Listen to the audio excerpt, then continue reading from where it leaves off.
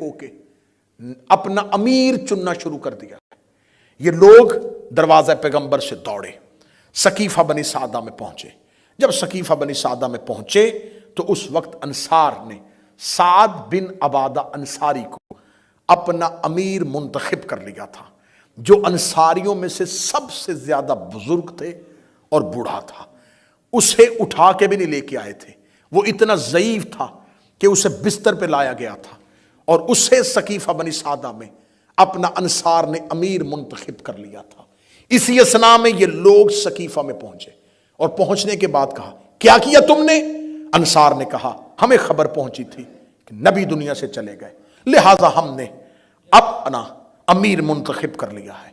اسی لفظ کو سننے کے بعد عمر ابن خطاب نے واپس جواب دیا، تم کون ہوتے ہو نبی کے بعد اپنا امیر منتخب کرنے والے؟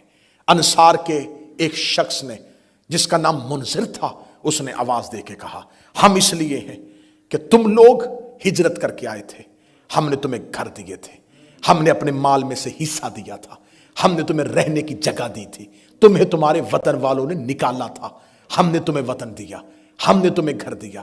اسلام میں سب سے زیادہ حصہ ہماری قربانیوں کا ہے۔ اگر ہم تمہیں وطن نہ دیتے تم کیسے اسلام بناتے؟ ہم تمہیں گھر نہ دیتے تم کیسے آج دیندار بنتے؟ لہٰذا ہمارا حق بنتا ہے کہ نبی کے بعد امیر ہم میں سے ہوگا۔ اتنا کہنا تھا یا اسی صحابی نے آواز دے کے اسی لہجے میں کہا خبردار، نبی کی، اب یہ جملہ سنیے گا، نبی کی وصیت ہے کہ میرے بعد میرا جانشین میرے گھر میں سے ہوگا، تو کیونکہ ہم قریش میں سے ہیں۔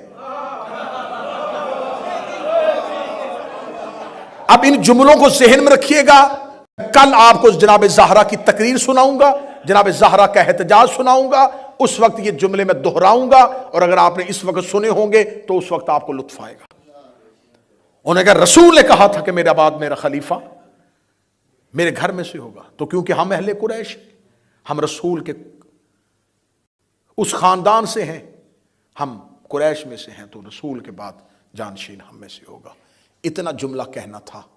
جب انہوں نے یہ لفظ کہا تو اب یہاں پر انصار نے رزسٹ نہیں کیا، تھوڑا سا سرنڈر کیا۔ انہوں نے کہا پھر ایسے کرتے ہیں، ایک امیر تم منتخب کر لو،